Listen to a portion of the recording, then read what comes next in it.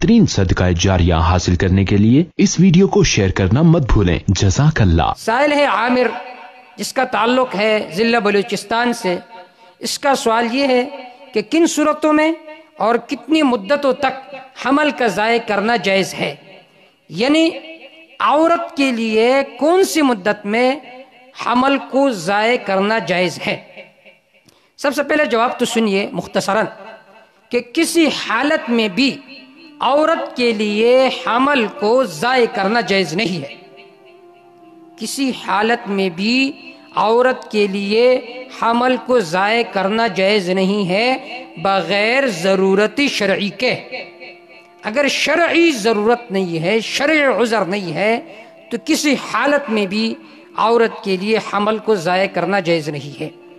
اگر شرعی عذر ہو، مثال کے طور پر پہلے بچہ ہے اور وہ دودھ پی رہا ہے، اب اگر حمل کو ضائع نہ کیا جائے تو اس دودھ میں نقصان آئے گا، یا اس کی پرورش میں کوتاہی آئے گی، یا اس عورت کی صحت کو نقصان ہو رہا ہے، متدین اور ماہر ڈاکٹروں نے انہیں مشورہ دیا، تو ان صورتوں میں حمل کو ضائع کرنا جائز ہے جب تک اس میں روح نہ پونکی گئی ہو۔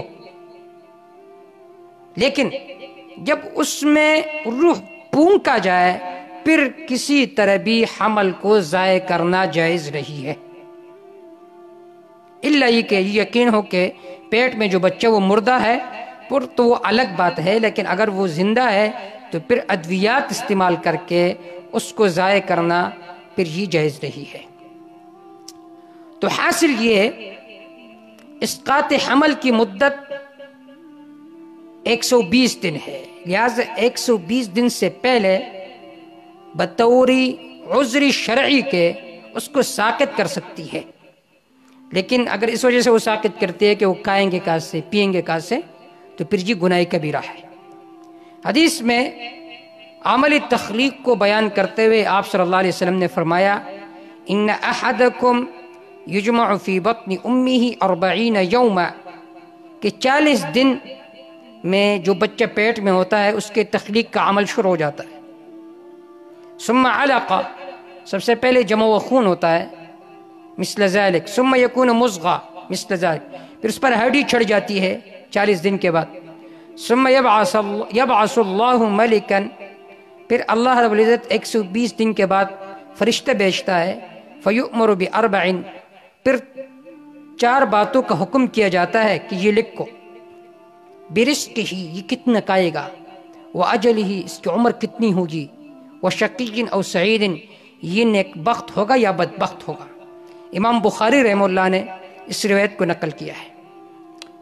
تو اب اس حدیث کی طرف دیکھتے ہوئے فقہاء کرام نے یہ تصریح فرمائی کہ 120 دن سے پہلے اسقاط حمل عورت کر سکتی ہے بغیر، یعنی ضرورت شرعی کی وجہ سے، عذر شرعی کی وجہ سے، عذر شرعی کے بغیر 120 دن سے پہلے بھی حمل کو ساقط کرنا جائز نہیں ہے۔ علامہ ابن عابدین الشامی رحمہ اللہ نے الدر المختار مع رد المحتار میں جلد 3 صفحہ نمبر 76 طبع کراچی میں انہوں نے نقل کیا، سوال ہے هل یباح الاسقاط بعد الحمل، آیا حمل کے بعد حمل کو ساقط کرنا جائز ہے؟ تو انہوں نے جواب میں کہا یباح ما لم یتخلق شیء منہ، اگر اس کے جو تخلیق کا عمل ہے ابھی شروع نہیں ہوا ہے، اس میں روح نہیں پونکا گیا ہے، تو عذر کی وجہ سے یہ جائز ہے۔